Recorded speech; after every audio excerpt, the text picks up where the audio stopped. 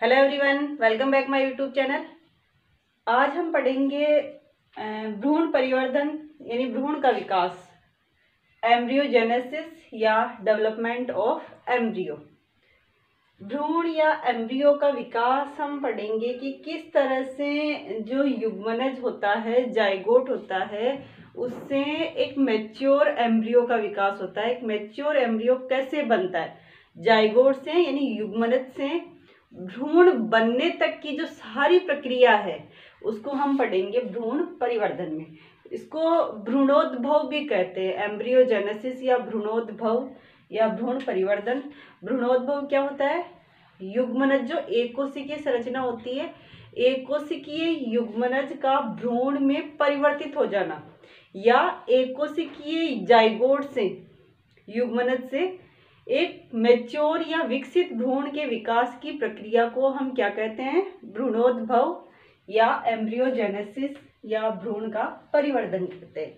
तो आज की क्लास में हम ये पढ़े। इससे पहले हम ये जान ले कि जो भ्रूण के विकास का जो अध्ययन किया था कि किस प्रकार से जो एक जाइगोट या जो युग्मनज होता है वो एक मैच्योर भ्रूण में परिवर्तित होता है, तो उस दौरान उसमें क्या क्या परिवर्तन होते हैं, संरचनात्मक और जो फंक्शनल जो भी उसमें परिवर्तन होते हैं, और किस तरह से जो है वो एक विकसित भ्रूण बनता है। ये सारी जो प्रक्रिया थी, इसका जो अध्ययन किया था सबसे पहले वो किया था वैज्ञानिक हैंसटीन ने। किसने किया था? वैज्ञानिक थे हैंसटीन। हैंसटीन ने 1840 में भ्रूण परिवर्धन की जो प्रक्रिया थी, भ्रूण परिवर्तन का अध्ययन किया था, और वो किसमें किया था? क्रूसीफेरी कुल का पादप था। क्रूसीफेरी जो कुल है, क्रूसीफेरी कुल का एक पादप है जिसका नाम है कैप्सेला बर्सा पेस्टोरिस। कैप्सेला बर्सा पेस्टोरिस। कैप्सेला बर्सा पेस्टोरिस नामक एक पादप था जो किसका है? क्रूसीफेरी कुल का पादप है। इस पादप में हैंसटीन ने भ्रूण के परिवर्तन का सबसे पहले अध्ययन किया था, और उन्हीं के अध्ययन के अनुसार हम जो भ्रूण का परिवर्तन है वो अध्ययन करेंगे कि इन्होंने जो भी चीज़ें इसमें देखी थी, इन्होंने जो स्टडी की थी, उसी को हम इसमें पढ़ेंगे। तो सबसे पहले हम बात करें कि जो भ्रूण का परिवर्तन है वो होता कहाँ है, किस जगह पर भ्रूण का विकास होता है। तो जो फ्लावर होता है, फ्लावर में अपन ने देखा था जो मादा भाग होता है फ्लावर का, उसमें जायांग या मादा भाग हम जिसे कहते हैं, उसमें ओवरी पाई जाती है, अंडाशय होता है, और ओवरी में क्या होता है? ओव्यूल होता है यानी बीजांड होता है, और बीजांड में पाया जाता है भ्रूण कोश यानी एम्ब्रियो सेक, यानी कि फ्लावर के जो मादा भाग जायांग है उसमें क्या होगा? ओवरी, ओवरी में ओव्यूल, और ओव्यूल में क्या होगा? एम्ब्रियो सेक यानी भ्रूण कोश। और एम्ब्रियो सेक या भ्रूण कोश में ही क्या होता है? डबल फर्टिलाइजेशन होता है यानी निषेचन की क्रिया होती है। और निषेचन की क्रिया में हमने देखा था कि जो एक मेल गेमिट है वो एग सेल से फर्टाइल होता है, फ्यूजित होता है, संलयित होता है। मेल गेमिट और एग सेल में क्या होता है? संलयन होता है, फ्यूजन होता है, और इसके फलस्वरूप क्या बनती है? एक द्विगुणित कोशिका बनती है जिसको हम कहते हैं युग्मनज। तो ओवेरी के ओव्यूल में, भ्रूण कोश में किसका निर्माण हो जाता है? निषेचन के द्वारा युग्मनज या जाइगोट का निर्माण हो जाता है। अब इस जाइगोट या जो युग्मनज है ये एक कोशिकीय संरचना है, यानी एक ही कोशिका है, एक द्विगुणित कोशिका है। इस एक कोशिकीय संरचना में किस प्रकार से लगातार जो है समसूत्री विभाजन होंगे, और किस प्रकार से जो है इस संरचना से एक जो है विकसित भ्रूण का विकास होगा, वो सारे प्रोसेस हम इसमें पढ़ने वाले हैं। तो सबसे पहले जो एक कोशिकीय जाइगोट होता है या जो भ्रूण होता है, ये कुछ समय तक के लिए एक विश्राम अवस्था में रहता है, और उस दौरान ये क्या करता है? अपने ऊपर एक लेयर बना लेता है। उसके बाद में ये समसूत्री विभाजन शुरू करता है, और समसूत्री विभाजन में सबसे पहले जो इसमें विभाजन होता है वो अनुप्रस्थ विभाजन होता है, ट्रांसवर्स डिवीजन होता है। यानी जो जाइगोट है वो अनुप्रस्थ विभाजन करता है, ट्रांसवर्स डिवीजन करता है और 2 सेल्स में बट जाता है, 2 कोशिकाओं में बट जाता है, यानी 1 से 2 कोशिकाएं बन जाती है समसूत्रीय विभाजन के फलस्वरूप। और जो 2 कोशिकाएं बनती है उसमें जो ऊपर वाली जो कोशिका होती है ये कहलाती है इसकी एपिकल सेल या शीर्षस्थ कोशिका कह सकते हैं, या टर्मिनल सेल भी कहते हैं इसको, या फिर इसी को एम्ब्रियोनल सेल भी कहते हैं। जो 2 सेल्स बनेगी उन 2 सेल्स में जो ऊपर वाली सेल होगी वो कहलाएगी इसकी एपिकल सेल या शीर्षस्थ कोशिका, या एम्ब्रियोनल सेल या भ्रूणीय कोशिका, या टर्मिनल सेल, इसी सेल के ये नाम है। दूसरी जो सेल बनेगी, दूसरी जो कोशिका बनेगी वो कहलाएगी आधारीय कोशिका या बेसल सेल। अब जो 2 कोशिकाएं बनी है, जो एपिकल सेल या जो भ्रूणीय कोशिका बनती है वो तो बनती है चेलेजल एंड की तरफ, यानी चेलेजा की तरफ, निभाग वाला जो भाग होता है, निभाग की तरफ तो कौन सी कोशिका बनती है? भ्रूणीय कोशिका बनती है, एम्ब्रियोनल सेल बनती है। और जो दूसरी कोशिका जो आधारी कोशिका बनती है, बेसल सेल बनती है, वो किस तरफ बनती है? वो बनती है माइक्रोपाइल यानी बीजांड द्वार की तरफ। आप ऐसे इमेजिन कर सकते हो कि हम इस स्ट्रक्चर को कहाँ पढ़ रहे हैं? ओव्यूल में पढ़ रहे हैं, बीजांड में पढ़ रहे हैं। और बीजांड में जो भ्रूण कोश है उस भ्रूण कोश का एक सिरा किस तरफ रहता है?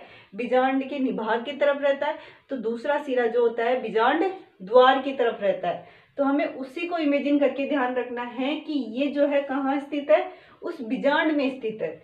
और इस बीजांड में ये वाला सिरा किस तरफ है? इसका निभाग की तरफ है, और ये वाला सिरा किस तरफ है? बीजांड द्वार की तरफ है, माइक्रोपाइल की तरफ है। तो माइक्रोपाइल की तरफ कौन सी कोशिका बनेगी? आधारी कोशिका या बेसल सेल। और जो निभाग की तरफ कोशिका बनेगी वो बनेगी भ्रूणीय कोशिका या एपिकल सेल। एपिकल सेल कह सकते हैं, शीर्षस्थ कोशिका भी कह सकते हैं इसको, भ्रूणीय कोशिका या एम्ब्रियोनल सेल भी कहते हैं, और टर्मिनल सेल भी कहते हैं। अब जो ये 2 कोशिकाएं इसमें बन चुकी, अब आगे के जो विभाजन होंगे उन विभाजनों में इन दोनों कोशिकाओं में जो विभाजन तल होगा वो अलग अलग होगा, यानी कि विभाजन दोनों में साथ साथ होंगे, पर जो ऊपर वाली सेल है यानी भ्रूणीय जो कोशिका है उसमें अनुदैर्ध्य विभाजन होगा, वर्टिकल डिवीजन होगा। जबकि जो नीचे वाली जो बेसल सेल है वो क्या करेगी? ट्रांसवर्स डिवीजन करेगी, यानी अनुप्रस्थ विभाजन करेगी। तो अनुदैर्ध्य विभाजन के फलस्वरूप इसमें जो है ये जो एपिकल सेल थी वो 2 कोशिकाओं में बट जाएगी, और जो बेसल सेल है वो भी 2 कोशिकाओं में बट जाएगी। लेकिन ये जो 2 ऊपर वाली है ये तो कौन सी कोशिकाएं हैं? जो एपिकल सेल से बनी है, शीर्षस्थ कोशिका या भ्रूणीय कोशिका से, और ये किससे बनी है? आधारी कोशिका से। इसमें हुआ है अनुदैर्ध्य विभाजन और इसमें हुआ है अनुप्रस्थ विभाजन, यानी वर्टिकल डिवीजन और ट्रांसवर्स डिवीजन। अब उसके बाद जस्ट अगला जो समसूत्रीय विभाजन होगा उसमें ऊपर वाली जो कोशिकाएं हैं और नीचे वाली कोशिकाएं ये लगातार साथ साथ विभाजित होती रहेगी समसूत्रीय विभाजन के थ्रू, और ऊपर वाली जो कोशिकाएं हैं वो 2 से कितनी हो जाएगी? 4 हो जाएगी, और इस तरह की एक संरचना के रूप में व्यवस्थित हो जाएगी। और ये 4 कोशिकाओं का जो समूह बनेगा वो कहलाता है क्वाड्रेंट या चतुष्टांश। चतुष्टांश या फिर क्वाड्रेंट कहलाता है। जो एम्ब्रियोनल जो कोशिकाएं हैं जो कि आगे चल के किसका निर्माण करने वाली है? भ्रूण का निर्माण करने वाली है। इनको अपन भ्रूणीय कोशिकाएं या फिर एम्ब्रियोनल कोशिका इसीलिए कहते हैं क्योंकि ये क्या करेगी? भ्रूण का निर्माण इन्हीं कोशिकाओं से होगा। तो इनसे क्या बन जाता है? एक क्वाड्रेंट बन जाता है। इसके अलावा जो नीचे वाली सेल्स थी, बेसल सेल्स जो थी, वो बेसल सेल्स क्या हो जाती है? 6 से 10 कोशिकाओं का निर्माण करके एक लंबी संरचना में व्यवस्थित हो जाती है, जिसको कहा जाता है सस्पेंसर। ये जो संरचना बनती है इसको हम कहते हैं निलंबक या सस्पेंसर, और ये सारी जो सेल्स है वो कहलाती है सस्पेंशन सेल, यानी निलंबक कोशिकाएं। इन जो निलंबक कोशिकाएं जो बनी है इनमें जो सबसे ऊपर वाली जो सेल होती है जो कि भ्रूणीय कोशिकाओं से जुड़ी रहती है, यानी क्वाड्रेंट से जुड़ी रहती है, इस चतुष्टांश से जुड़ी रहती है, वो वाली सेल कहलाती है हाइपोफाइसिस सेल। क्या कहलाएगी वो कहलाती है हाइपोफाइसिस सेल या अधःस्फीतिका कोशिका। और जो इसकी लास्ट वाली जो कोशिका होती है निलंबक की, वो कोशिका थोड़ी फूल जाती है और फूल करके बना लेती है हिस्टोरियल सेल या फिर चूसक कोशिका। तो जो आधारी ऊपर वाली जो शीर्षस्थ कोशिकाएं थी या एम्ब्रियोनल कोशिकाएं थी वो तो 4 के समूह में व्यवस्थित होकर के क्या बना रही है, यहाँ पर क्वाड्रेंट बना रही है, चतुष्टांश बना रही है। और जो आधारी कोशिकाएं थी वो 6 से 10 कोशिकीय एक समूह में व्यवस्थित होकर के एक लंबी संरचना बनाती है, उसको हम कहते हैं निलंबक। और इस निलंबक की जो कोशिका इस भ्रूणीय कोशिकाओं से जुड़ी रहती है वो कहलाएगी हाइपोफाइसिस। और सबसे निचली जो कोशिका होती है वो फूल करके थोड़ी मोटी हो जाती है और वो कहलाती है चूसक कोशिका। यहाँ तक की संरचना के बाद में अगला जो विभाजन इनमें होगा तो उस विभाजन के फलस्वरूप जो ये चतुष्टांश था ये अब 8 कोशिकीय संरचना में बदल जाएगा, यानी 4 से कितनी बन जाएगी, 8 कोशिकीय संरचना बन जाएगी। यहाँ पर ये कैसी है, ये जो संरचना है ऊपर वाली वो कैसी है, 4 सेल है, 4 सेल स्ट्रक्चर है। और ये यहाँ पर जो एम्ब्रियोनल जो सेल्स थी वो किस संरचना में बदल गई, 8 सेल स्ट्रक्चर में बदल गई। यानी जो एम्ब्रियो है ये प्राक भ्रूण है, एक तरह से प्रारंभिक जो है वो भ्रूण बन रहा है, भ्रूण जो है इमेच्योर भ्रूण का जो निर्माण है वो शुरू हो चुका। और वो कौन सी संरचना बन गई, यहाँ पर 8 सेल एम्ब्रियो बन गया, यानी 8 कोशिकाएं बन गई एम्ब्रियोनल सेल्स की। और ये जो 8 कोशिकाएं हैं ये 4 जो है अंदर और 4 बाहर, 8 जो सेल्स में व्यवस्थित रहती है इसको हम कहते हैं ऑक्टेंट या अष्टांश। 8 जो कोशिकीय संरचना बनती है वो कहलाती है अष्टांश या ऑक्टेंट। अष्टांश जो बनता है इसमें 8 कोशिकीय संरचना है, ऊपर वाली जो 4 सेल होती है वो एपीबेसल सेल कहलाती है और नीचे वाली जो है वो हाइपोबेसल कहलाती है। एपीबेसल आगे चल करके कोटिलिडन्स का विकास करती है यानी कि बीजपत्र बनाती है, एपिकोटाइल यानी बीजपत्र परिक बनाती है और प्लूम्यूल या प्रांकुर में विकसित होती है, यानी आगे चल के ये एपीबेसल सेल है इनमें चेंज होगी। जबकि जो हाइपोबेसल सेल है वो क्या बनाती है, हाइपोकोटाइल यानी बीजपत्राधार बनाएगी और रेडिकल यानी कि मूलांकुर का विकास करेगी। अब नेक्स्ट स्टेज जो आती है जिसमें कि ये सेल्स है फिर से डिवीजन करती है और किसमें बदल जाती है, 16 सेल स्ट्रक्चर में बदल जाता है। जो एम्ब्रियो है वो किसमें बदल जाएगा, 16 कोशिकीय अवस्था में। और जो 16 सेल एम्ब्रियो होता है, 16 सेल जो एम्ब्रियो है उस अवस्था को हम कहते हैं ग्लोब्यूलर एम्ब्रियो। जो 16 सेल एम्ब्रियो है वो क्या कहलाएगा, ग्लोब्यूलर एम्ब्रियो।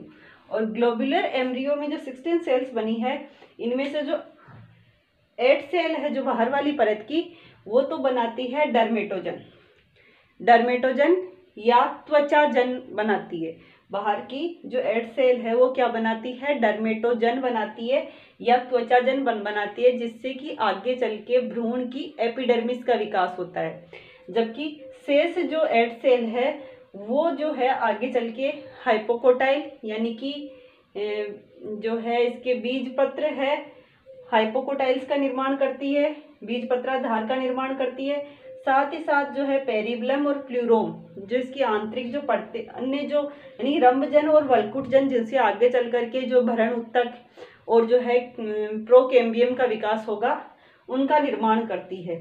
तो 8 सेल तो क्या बना लेती है, डर्मेटोजन, जिनसे कि उसकी क्या बन जाएगी, एपिडर्मिस बनती है। और बाकी जो 8 सेल है उनसे क्या बनते हैं, बाकी के जो उत्तक तंत्र है, चाहे वो वल्कुटजन हो यानी वल्कुट जो टिश्यू बनेंगे, और रंभजन यानी जो कैम्बियम बनाएंगी, प्लूरोम और पेरिबेलम और प्लूरोम बनाती है। पेरिबेलम से तो क्या बनेंगे, वल्कुट बनेगा यानी कि भरण उत्तक बनेगा, और रंभजन या प्लूरोम है उससे क्या बनेगा, उससे बनेगी प्रोकेम्बियम यानी जो है एधा बनेगी। तो ये सारी संरचना, इसके अलावा जो है 6 से जो 10 कोशिकीय संरचना बनती है या कहीं कहीं 7 से 10 कोशिकीय संरचना भी इसको कहा जाता है। सस्पेंसर बनता है, निलंबक बनता है, जिसकी अंतिम कोशिका जो है वो चूसक कोशिका कहलाती है। साथ ही इस सस्पेंसर या निलंबक की जो कोशिका इस ग्लोब्यूलर से या एम्ब्रियो से जुड़ी रहती है वो कहलाती है हाइपोफाइसिस। जो हाइपोफाइसिस है यही जो है बाद में जब रेडिकल से जो है रूट सिस्टम बनेगा तो उस रूट सिस्टम पे जो रूट केप बनती है, रूट केप का निर्माण जो है वो इसी हाइपोफाइसिस से होगा। उसके बाद में जब ये 16 कोशिकीय की अवस्था में चेंज हो जाता है, ग्लोब्यूलर एम्ब्रियो जब बन जाता है, तो ग्लोब्यूलर एम्ब्रियो बनने के बाद में जो भ्रूण की जो संरचना है वो परिवर्तित होती है और ये किससे में चेंज हो जाता है, हृदयाकार संरचना में बदल जाता है। हार्ट शेप जो एम्ब्रियो है वो बन जाता है और हार्ट शेप एम्ब्रियो में इसमें स्पष्टली 3 परतें नजर आती है। सबसे बाहर वाली जो परत होती है वो कहलाती है डर्मेटोजन। ये जो सबसे बाहर वाली ये वाली परत क्या होगी? डर्मेटोजन। ये डर्मेटोजन जो है यानी त्वचाजन, इससे क्या बनेगी? डर्मेटोजन से क्या बनेगा? एपिडर्मिस बनेगी भ्रूण की। 3 परतों में चेंज हो गया, हार्ट शेप एम्ब्रियो बन गया। इसमें क्या होगा? जो 3 परतें बनेगी, सबसे बाहर वाली परत तो होगी जो वो क्या कहलाएगी? डर्मेटोजन, जिससे कि क्या बनेगी? भ्रूण की एपिडर्मिस बनेगी। उसके बाद वाली जो परत होगी ये परत कहलाएगी इसकी पेरिबेलम, पेरिबेलम या वल्कुटजन, जिससे कि जो है वल्कुट या जो भरण उत्तक है, भरण उत्तक तंत्र का निर्माण होगा। और सबसे जो आंतरिक है वो कहलाएगी प्लूरोम या रंभजन, जिससे कि कैम्बियम या एधा का निर्माण होगा। उसके बाद में जो हार्ट शेप एम्ब्रियो है ये मेच्योर एम्ब्रियो में चेंज हो जाता है, यानी परिपक्व भ्रूण में चेंज हो जाता है, जिसको हम कहते हैं टोरपीडो एम्ब्रियो। टोरपीडो एम्ब्रियो या मेच्योर एम्ब्रियो। मेच्योर एम्ब्रियो को यहाँ हमने दिखाया है ओव्यूल में, ये है ओव्यूल, और इस ओव्यूल में ये कौन सा है? ये मेच्योर एम्ब्रियो। और इस मेच्योर एम्ब्रियो में कौन कौन से भाग हमें दिखाई दे रहे हैं? इसमें ये तो उसका ओव्यूल हो गया। ओव्यूल में ये है इसका एम्ब्रियो, और एम्ब्रियो जो है इसमें ये जो 2 संरचनाएं हमें, 2 ये लीफ लाइक स्ट्रक्चर हमें दिखाई दे रही है, ये क्या होते हैं? इसके कोटिलीडन है, यानी बीज पत्र है। और द्विबीजपत्री, अगर अपन बीज की बात करें तो द्विबीजपत्री पादप में जो भ्रूण में कोटिलीडन होते हैं वो कितने होते हैं? 2 होते हैं। तो 2 बीजपत्र है इसमें। इसके अलावा दोनों बीजपत्रों के मध्य यहाँ पर ये क्या है? प्लूम्यूल यानी कि प्रांकुर, जिससे कि क्या बनेगा आगे चल के? प्लूम्यूल से क्या बनेगा? प्रांकुर से प्ररोह बनेगा, यानी क्या बनेगा? सूट सिस्टम बनेगा। जब ये अंकुरित होगा तो इससे क्या बनेगा? सूट सिस्टम बनेगा, यानी प्ररोह का विकास इससे होगा। इसके अलावा ये है इसका हाइपोकोटाइल, और ये है रेडिकल। यहाँ पर ये क्या है? रेडिकल। रेडिकल से क्या बनेगी? रूट, और रूट पे क्या बनता है? Root cap. रूट केप किससे बनेगा? हाइपोफाइसिस से। हाइपोफाइसिस जो सेल थी किसकी? निलंबक की या सस्पेंसर की। ये इसका क्या है? सस्पेंसर या निलंबक, जो भ्रूण में यहाँ पर पाया जाता है। और इसकी जो प्रथम कोशिका थी हाइपोफाइसिस अधस्फीतिका, ये क्या बनाएगी? रूट के ऊपर रूट केप का निर्माण करेगी। तो ये है अपना मैच्योर एम्ब्रियो। इसमें एक चीज आती है कि भ्रूणीय एक्सिस क्या होती है? भ्रूणीय एक्सिस, एम्ब्रियोनल एक्सिस क्या होती है? एम्ब्रियोनल एक्सिस या भ्रूणीय एक्सिस जो होती है उसके ऊपर की तरफ पाया जाता है प्लोम्यूल या प्रांकुर, और नीचे की तरफ पाया जाता है रेडिकल या मूलांकुर। यानी कि जो भ्रूणीय एक्स है उसके ऊपर एपिकोटाइल होता है, बीजपत्रोपरिक, जिससे कि प्लूम्यूल का निर्माण होता है, और नीचे की तरफ क्या होता है? हाइपोकोटाइल। यानी हाइपोकोटाइल और एपिकोटाइल के मध्य में क्या पाई जाती है? भ्रूणीय एक्सिस, जिससे कि ऊपर की तरफ क्या बनते हैं? एपिकोटाइल से क्या बनते हैं? एक तो कोटिलीडन बनते हैं यानी बीजपत्र बनते हैं, और क्या बनता है? प्लोम्यूल बनता है, यानी प्रांकुर बनता है, जिससे बाद में प्ररोह तंत्र का विकास होता है। जबकि हाइपोकोटाइल कहाँ स्थित होता है? भ्रूणीय एक्सिस से नीचे की ओर स्थित होता है। और हाइपोकोटाइल से क्या बनता है? रेडिकल, और रेडिकल से जो है रूट का निर्माण होता है, मूल तंत्र का निर्माण होता है, रूट सिस्टम का निर्माण होता है। तो ये था भ्रूण का परिवर्धन। भ्रूण का जो परिवर्धन होता है वो किस में होता है? ओव्यूल में होता है, यानी कि बीजांड में होता है। अब जो बीजांड है, जब भ्रूण विकसित हो रहा होता है या विकसित हो चुका होता है तो उस दौरान क्या होता है? जो बीजांड की ये बाहर वाले ये क्या है? इंटेग्यूमेंट, यानी कि अध्यावरण। इंटेग्यूमेंट या जो अध्यावरण है वो जब भ्रूण विकसित हो जाता है, मैच्योर हो जाता है, तो इंटेग्यूमेंट या अध्यावरण जो है वो बाह्य अध्यावरण तो बना लेता है टेस्टा, और जो आंतरिक अध्यावरण होता है, आंतरिक अध्यावरण है वो किस में चेंज हो जाता है? टेगमेन में। जब भ्रूण विकसित हो चुका होता है, परिपक्व हो जाता है, तो जो अध्यावरण है ओव्यूल का, बीजांड का, वो किस में बदल जाता है? अध्यावरण में बाहरी अध्यावरण तो बन जाता है टेस्टा, और आंतरिक अध्यावरण टेगमेन। टेस्टा और टेगमेन क्या है? ये बीज के दोनों आवरण है। मतलब हम कह सकते हैं कि एम्ब्रियो के डेवलप होने के बाद में जो ओव्यूल है वो किस में चेंज हो जाता है? सीड में चेंज हो जाता है। जब जो एम्ब्रियो है एम्ब्रियो पूर्ण मेच्योर हो जाता है, तो मेच्योर होने के बाद में जो ओव्यूल है वो किस में बदल जाएगा, ओव्यूल भी क्या बना लेगा, सीड।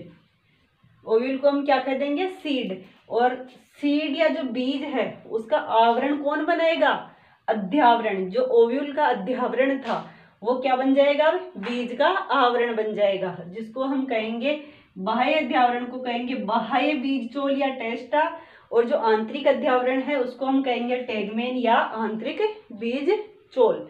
यानी बीज का निर्माण हो गया। तो अब हम यूं कह सकते हैं कि भ्रूण कहाँ है, भ्रूण ओवेरी में क्या है, ओवेरी भी क्या बन जाती है, जब मेच्योर हो जाता है ये भ्रूण तो ओव्यूल तो बन गया बीज, सीड।